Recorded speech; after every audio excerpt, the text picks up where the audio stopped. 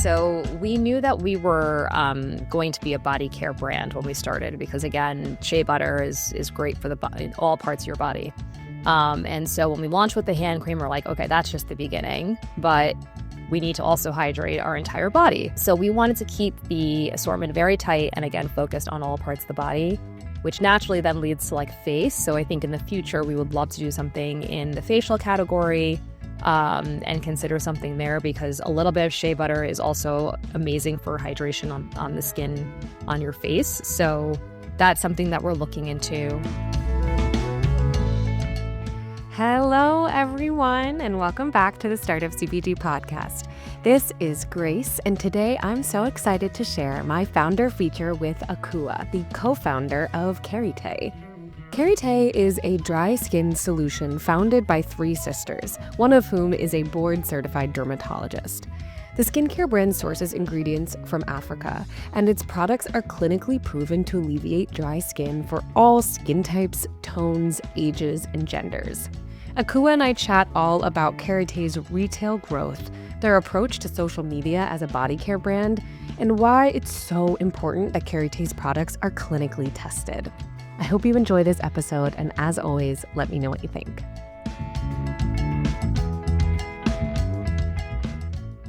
Hello, everyone, and welcome back to the Startup CPG podcast.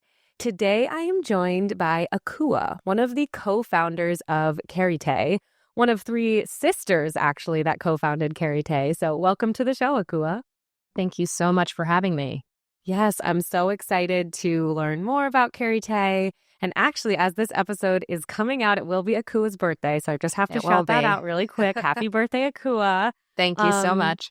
But I'd love for you to introduce yourself and Karité to our listeners. What is Karité? Sure. So, hi, everyone. My name's Akua Okunsende, and I'm one of the three co-founders of Karité. I'm actually the youngest of the three sisters. And Karité actually means shea nut in French. And that really is the foundation of our entire business. So we grew up as sisters, of course, in our family is from Ghana, and we used to bring raw shea butter from Ghana whenever we went home to visit our family. And if you know anything about raw shea butter, it's yellow, it's kind of pasty, but it's an incredible moisturizer for your skin. And so growing up, that's actually what we used. After a bath or a shower, we would just put on raw shea butter, and that was our moisturizer. But as you know, raw shea butter can be a little bit greasy. And so over time, we said to ourselves, well, we should create something that kind of melds that raw shea butter in a very luxurious way and make it more of a high concentration of shea butter, but infused with lotion and other creams. And so that was really the genesis of how we came up with the concept of Karité. And of course, we named it Karité because, again, it means shea nut in French. Funny enough, we love skincare so much that my sister, Dr. Nana Bawachi, actually became a dermatologist. And so she has her own practice in Bergen County, New Jersey, which is where we live and where we grew up. And, she sees a lot of patients. She's seen over 18,000 patients in her practice since she's been practicing dermatology. And they often will ask, what can I use for dry skin? I have dryness from eczema or psoriasis or other skincare conditions. And, she never could really recommend, yes, there's CeraVe, there's Cetaphil, there are products that are more mass and drugstore. But she didn't really have something that had the shea butter and the efficacy of shea butter in it with simple ingredients. And so we decided to create it. And so Karité is a body care line. It includes a body cream, a hand cream, and a lip balm. So we kept the assortment very, very tight. And that is our line. And we're really excited to share it with the Startup CPG community. Yes. And I was saying to Akua before we got started that I received some of their samples and they came in just in time for the cold January and February dryness. And I've been using the body butter, every time after I shower, and I've been carrying the hand cream around with me in my bag. And it's just so, first of all, it smells delicious, which is definitely not something you always get from these sort of dermatologist recommended products. You get no scent, which of course is fair and needed for some people, but I love the way Karité smells, and it also just works really, really well for dry skin. So I'm a fan. And I always love when a dermatologist is behind something because it gives you a little bit more trust and faith. in the product. So I'm curious, once you guys decided like, okay, we want to create this thing, how did you get started? Like, what were your first steps? Were you at all in the body care or beauty world before deciding to enter into this business?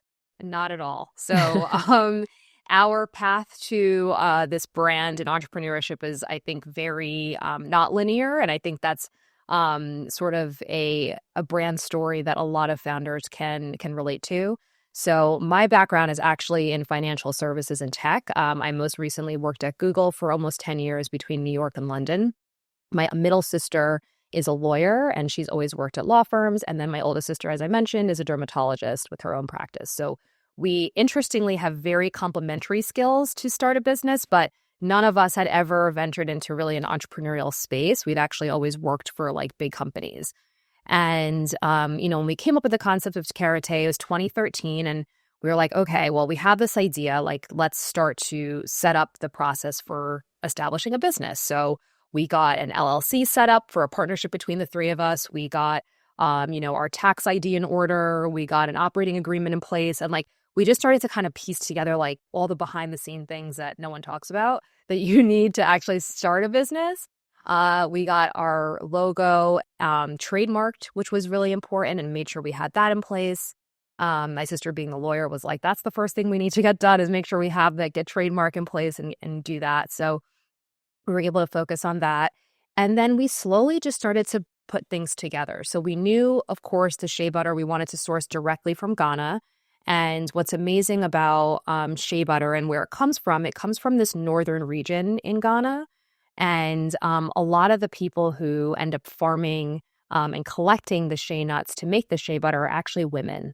And so there are these women-led co-ops that are responsible for completely farming and collecting the shea nuts that we use for our products, which we really feel like a very close tie to, because ultimately, being from Ghana, we always wanted to make sure to give back to those communities.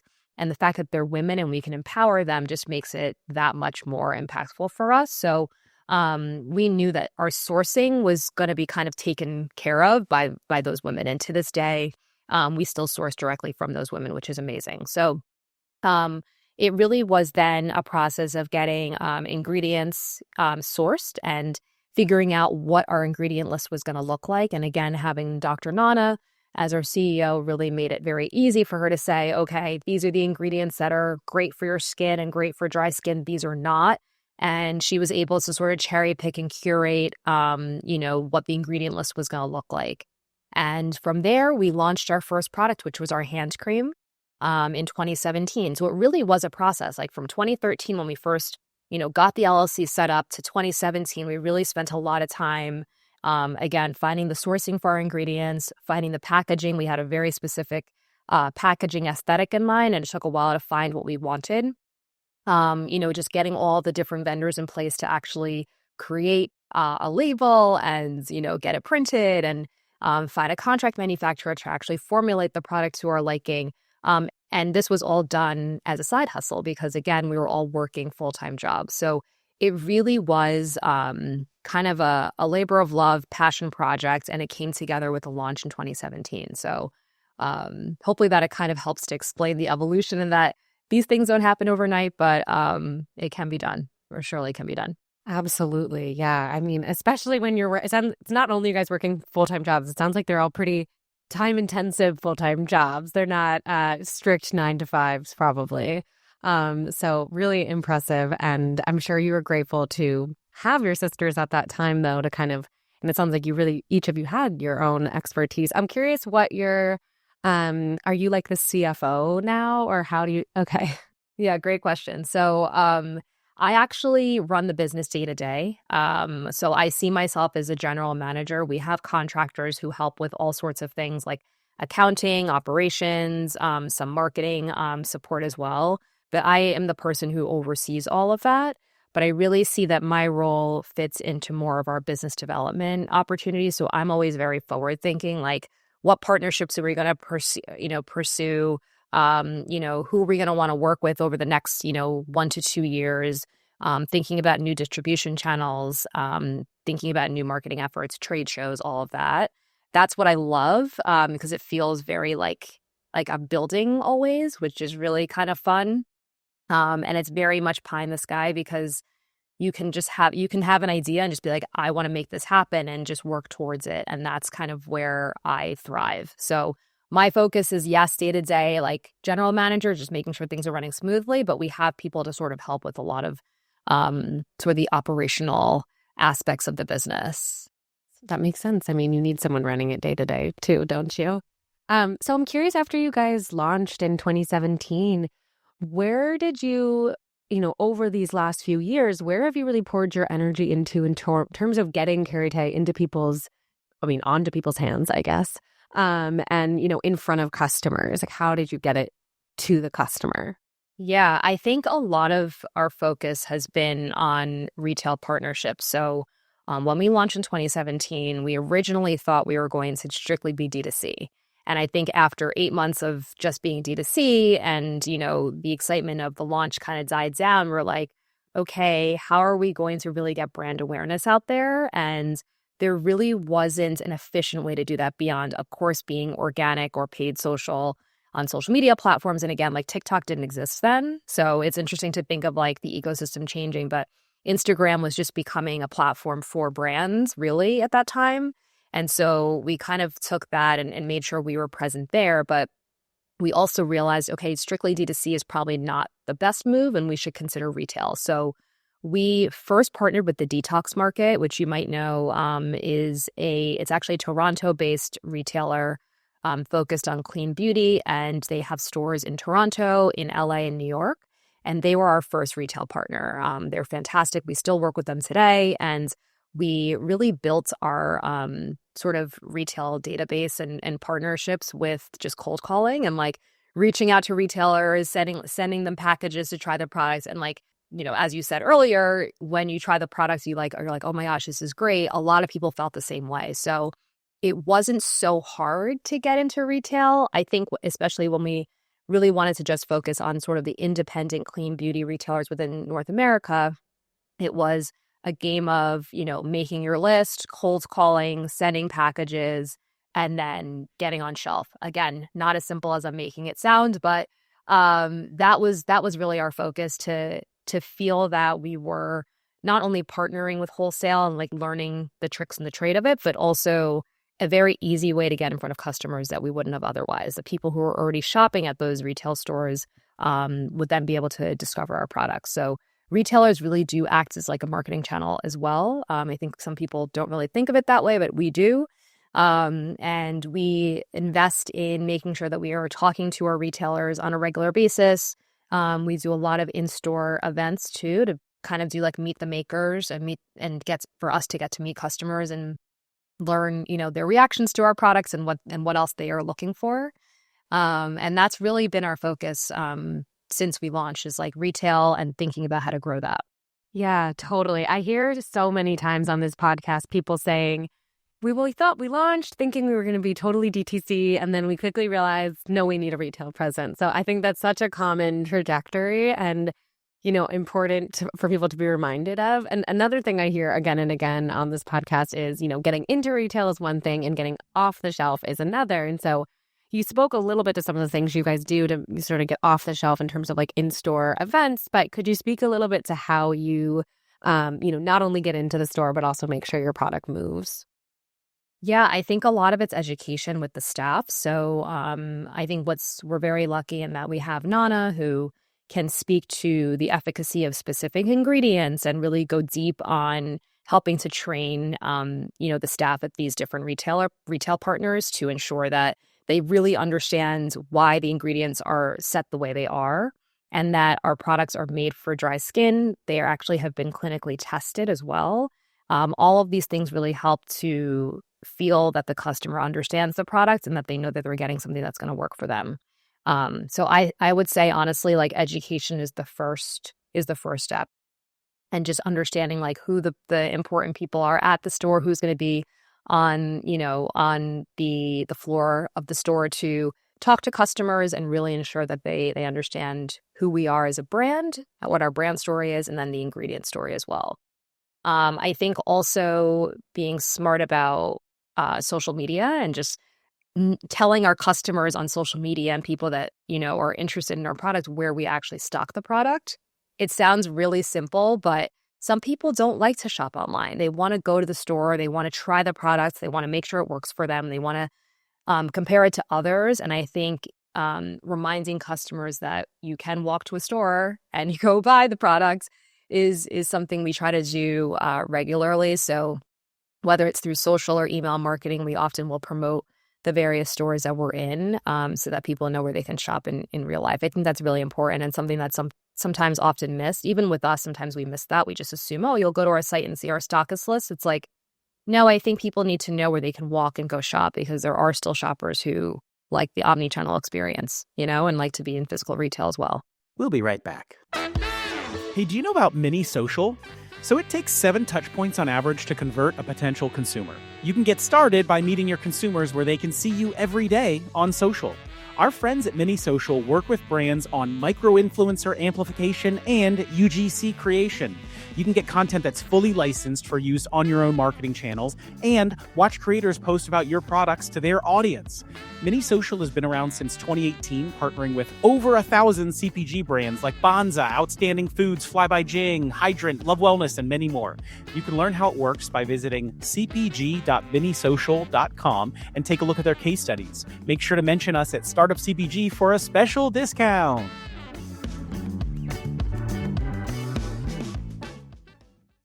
Yeah, absolutely. And what sort of, I know you said, when you first launched into retail, you're really focusing on these like small clean beauty retailers. Is that sort of still your target retailer, or have you guys been expanding into other channels outside of maybe the small clean beauties to shop?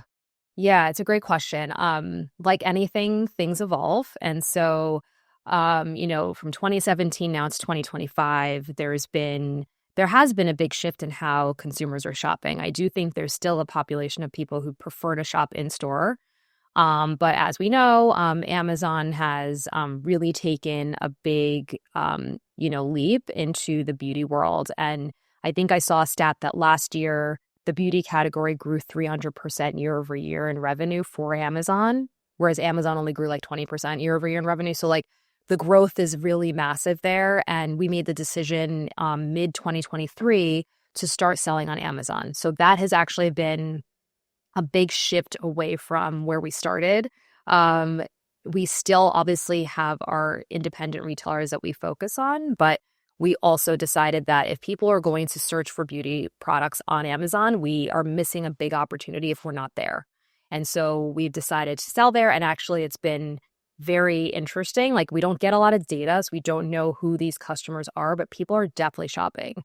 And it's been kind of awesome to have, again, the dichotomy of the two types of places that people want to search for their products and shop, and the convenience of it all. So we kind of have to move where the customer is from that perspective. In addition to Amazon, we've also worked with a couple of spas, which has been really fun. So we're in New York, in the New York area. We're at Sage and Sound on the Upper East Side. We're at the Well in Flatiron. We're at a place called City Well in Brooklyn, as well as the Four Seasons in Maui. And we're looking to expand to more places around the Four Seasons as well across the country.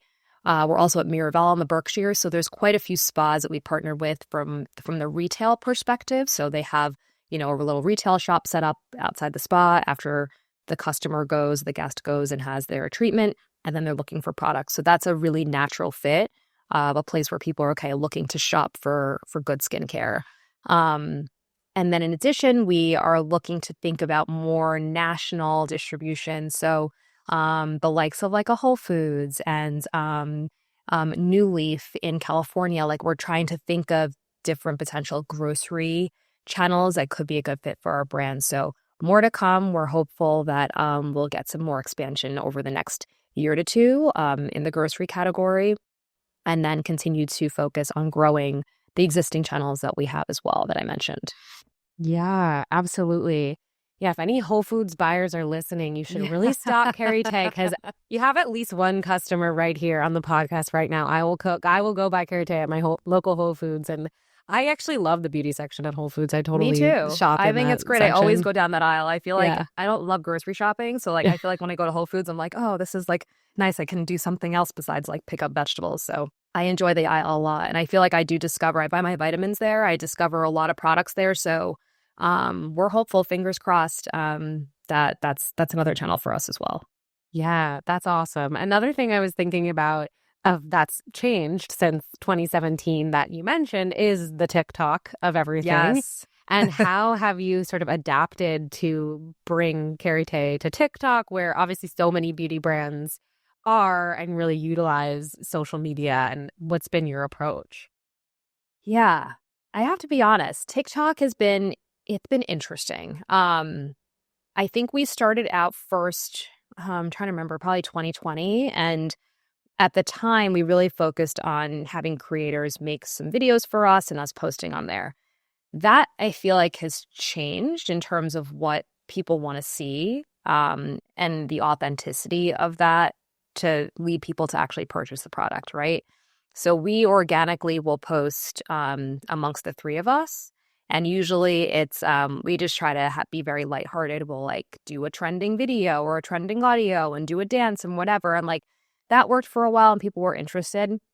I think now people want to be educated on the platform. And again, it keeps changing. Like I feel like every week on TikTok is a new thing. But when we've leaned into education around shea butter and our story and, you know, what type of ingredients are good and what products we recommend, they're not even our products, but what is in our daily routines, I think people tend to gravitate towards that because they want to be educated and informed on, you know, what a doctor is doing for their skin, right? And like what they're eating and what their lifestyle is like. So we focus more on that. We've also set up TikTok Shop, which hasn't really panned out the way that I expected it to. We've gotten a handful of orders through it. I do think, and it's hard to track this, but I do think that people may have seen, you know, our products on TikTok and then gone to Amazon or potentially our own site to shop. And from that perspective, I think that's great. So I'm like, okay, if that's the way that they want to discover our product and lead their customer journey to another site, that's fine with me too. So I do think it's a lot. We have to be in all the places. I think we have to be online on our own site. We have to be on Amazon. We have to be on Instagram. We need to be on TikTok. We have to be in store. I think like you have to kind of do it all because customers are discovering you at different points of the journey and you don't know which point is going to trigger a purchase or, you know, continued loyalty of your product. And so we try to do all of it. Also LinkedIn, that's another stealth place where I think making sure you're posting there and connecting with people, I think is another way to engage potential audiences too. Yeah, no, it's brand founders have to be everywhere and do everything Everywhere. at all times. Everywhere. Yeah. And I'm grateful there's three of us because it's, you know, for solo founders, I feel for them, it's a lot of work. Yeah. I mean, and thank God you have three of you. That definitely helps things. I was curious. So it sounds like you guys on social media kind of have moved away from sort of the creator economy of like paying influencers. Do you still do like gifting or different things like that? Or have you largely kind of moved away from the creator perspective? I don't think we've moved away from it. I think we have just been more intentional about who we're gifting and why. So if we come across I actually love micro influencers. I think they are very, very powerful and they tend to be more authentic in how they show up with our products. So if we come across a micro influencer that we think is interesting, we will reach out to them. They are usually incredibly responsive. We will gift them a set of products and you'll see like a post within like a couple of days and we'll give them an affiliate link so that they can, you know, drive commissions for themselves.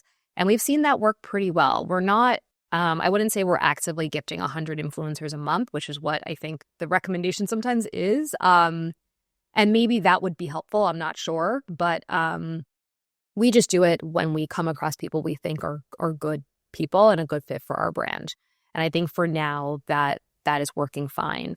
Again, I think our focus, yes, customers are great and I would love them to shop more on our site and on Amazon. But I think for us right now, our wholesale distribution model is taking up a lot of our bandwidth. And so we're thinking through, again, how to pivot while the market is changing as well. And that's been more of our focus, less so the the growing of the social media, ecosystem. Yeah, that makes a lot of sense. And, social media in and of itself is a whole nother job. So yeah, you got to focus your energy where you have it. Another thing that I was curious about is also your product development over time. Obviously, you said you launched with the hand cream, but now you have the body and the lip. And I'm curious about like why you decided to add more SKUs, and then also if there are any other future products down the line you're hoping to bring to Karité. Yeah, so we knew that we were going to be a body care brand when we started because, again, shea butter is great for all parts of your body. And so when we launched with the hand cream, we're like, okay, that's just the beginning, but we need to also hydrate our entire body, right? So the body cream actually was launched about 6 months later.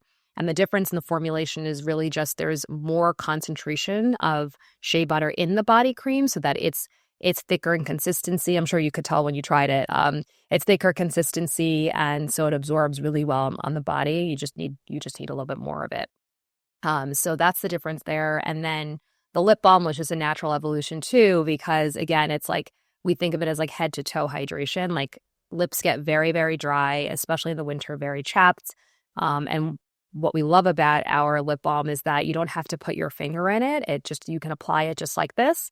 And so it's because it came out during COVID, we wanted to be very sanitary and make sure that people, didn't have to continue to like sanitize their hands and put their hands in. I just don't love those tins where you have to like put your finger in all the time. I just think it's kind of like not sanitary. So we love the fact that you can just apply it like this. Also like easy for kids. Like I have 2 boys and like they'll put it on in the morning before they go to school. I think it's like a really good application. So we wanted to keep the assortment very tight and again, focused on all parts of the body, which naturally then leads to like face. So I think in the future, we would love to do something in the facial category and consider something there because a little bit of shea butter is also amazing for hydration on the skin on your face. So that's something that we're looking into. I do think that our products are also great for babies and pregnant women. So I think there's something there around future development in those spaces. And I'd also say like the feet, but I would argue that, the body cream is great for your feet anyway. So I don't think we come up with a different product there.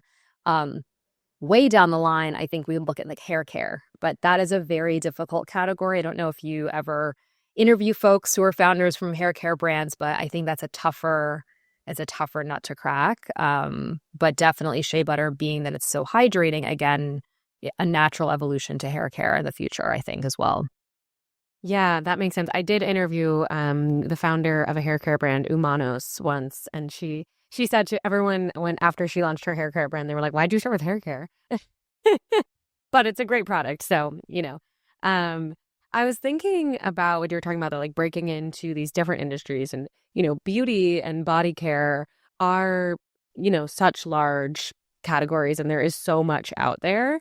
I'm curious how you guys have like what your experience has been like coming into this category without, experience in this world, and also how you've been like sort of differentiating the product.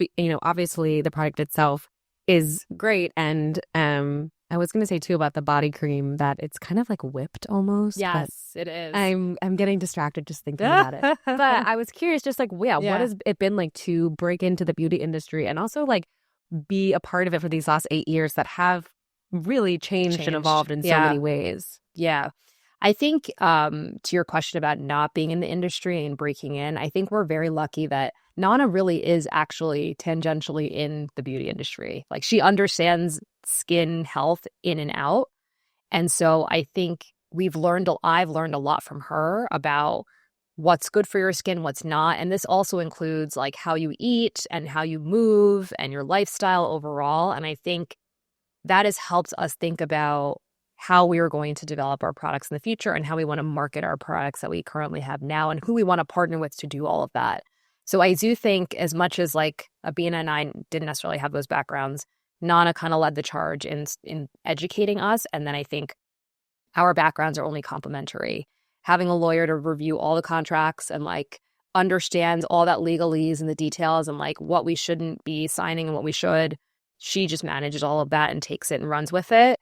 And then, I have a business background. I have a business school degree. I think just having that sense of like, okay, thinking differently about finances and strategy and marketing. Like I don't have deep expertise in all those areas, but I know enough to be dangerous, if that makes sense. And so that's really helped them and in the skills that they might not have.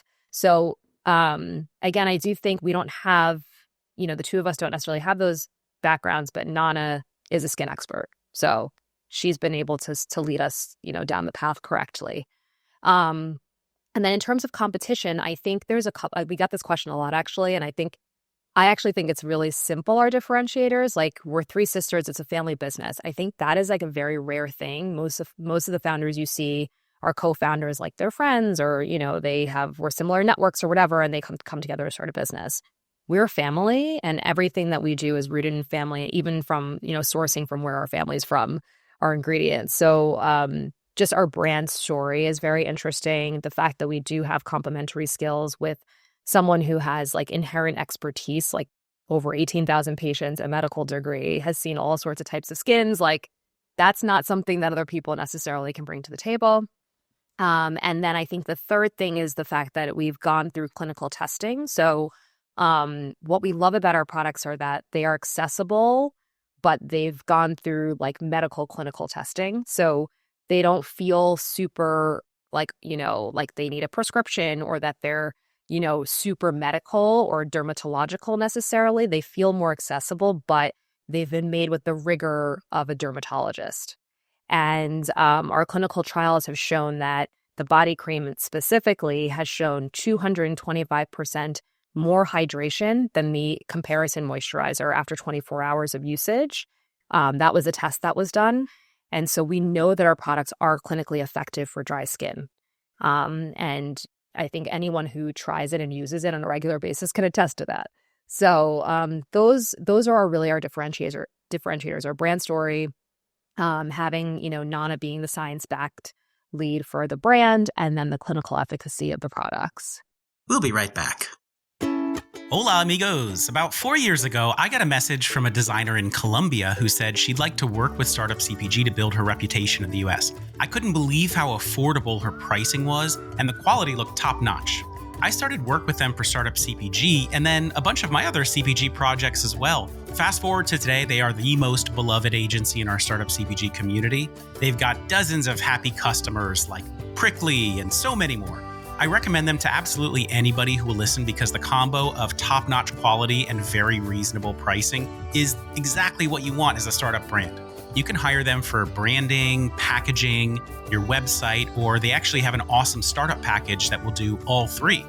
If you want to learn more, email them at startupcpg@wagondesignstudio.com or check the show notes. You could also post on our Slack for feedback and just be overwhelmed by how many people want to sing their praises. Gracias, Wagon! And now, back to the show. Yeah, no, it makes so much sense. You have kind of the anecdotal element and also the hard data of like, this really works. I'm curious, and maybe this is a bit of a tangent, but I'm just curious about how clinical testing works and how you kind of go down that process, because I'm sure, for a beauty brand, doing clinical testing feels really important. So how do you go down that path? So it's about finding a lab and like identifying a lab that can do it for you. We're fortunate that we do have a connection to a lab through a friend in California. And so she and her lab, I can actually shout them out. Sula Lab, she's wonderful. The owner is AJ Ade. She's also Ghanaian. And she ran our clinical trials for us. And so, it really is just being able to identify what you want to run in terms of the trial. And she can obviously speak more to this, but, there's a cost associated. She gets a panel of a statistically significant number of participants of all different skin types, tones, so to make sure that it's diverse in that perspective, and runs the trial. And so she was able to do that for us. And luckily, our products came back that they were very clinically effective. And it's an awesome thing that now that we can talk about. Not only is a dermatologist developed, but they're actually clinically effective. So we're grateful for that. And definitely for any future products, we'll be sure to be doing the same thing. Yeah, no, that's awesome. And super interesting to hear about how that all works, because I always see on beauty things, like clinically tested at this, da da da da da. And I'm like, how do they do that? I don't actually know what's happening there. Yeah. It's all about like just having a lab partner and, paying the fee to do it. Right. You want to hope that you get the right results. So, right. And I think there's also, and she can speak to this more, but I believe there are different levels of clinical testing. I think you could do like a more general one. You could focus on sensitive skin. I think there's different angles. But yeah, I think more and more customers want to see this as well. Speaking about the evolution, at 2017, I don't think anyone cared about that. But now customers are super smart about reading ingredient labels, and they want to know that this stuff works and it's not going to cause a rash or a breakout or something like that. I think clinical testing is going to become more and more critical for brands. You can't just like make a product in your kitchen and like, people buy it. Like it's not, people are getting smarter than that. So totally. I mean, they learn everything they need to know on TikTok. So exactly. So a question I like to always ask is, if you were starting over again in 2013, 2014, is there a piece of advice that you wish you'd been told by someone further along in the business than you? Like, what's something you wish you'd known or wish you'd had the perspective about? Great question. I think the first important piece of advice is keep your job. Like if you have a job, do not quit your job to start a business unless you have a lot of money and you can do it. We are a bootstrapped company, and it's because we had jobs and we were able to use our money to fund our business. So I think, and that's not something that like, I don't regret that at all. Like I definitely think it's required. And I think actually it'll make you figure out how passionate are you about continuing or not. Because now I'm running this full time. I'm not at Google anymore, and I'm still very passionate about growing this business. And you may find that, after starting, you're not so passionate, or you feel like this is too hard, or you want to go back to corporate, and that's fine. But I think having the perspective of both is really important. And I'm glad that I had 16 years of working in corporate jobs before starting, before going full into this. And I think that's important to have perspective. So that's my biggest piece of advice. I think something that I wish I had known is probably how hard retail is. I think doing independent retail is, I don't want to say it's easy because it's not, but I can talk to the owners of these stores on a very, very regular and easy basis. I can call them, email them, they respond very quickly. I think if you're working with larger retail, you either need a broker who has, buyer relationships or, some way in to make sure that your product's going to be top of mind for, the entire catalog of stores in the country. I think doing a national retail rollout is tough. We haven't quite done one yet because, again, we've been focused on more the independent, but we're anticipating we will. And I think it's, as much as it's exciting, I think it's going to make our jobs a lot harder. So we're mentally and physically and, financially and emotionally preparing for that. And I think I wish I had more of a kind of rule book for how that's going to go. And I don't. So we'll see. But yeah, I think having that guidance, and we've gotten advice here and there and it's been great, but having that guidance ahead of time, making sure we're super ready, I think is something I would hope all founders have access to. Yeah. Yeah. And speaking to that, what resources or, has it been mentors have you looked to or pulled from as you've been growing Karité these last few years? What has been that place where you can say, oh God, what do I, do you have a friend or, it's something like that to go to when you're at these decision points? You're like, what's the rule book or the playbook or what do I do?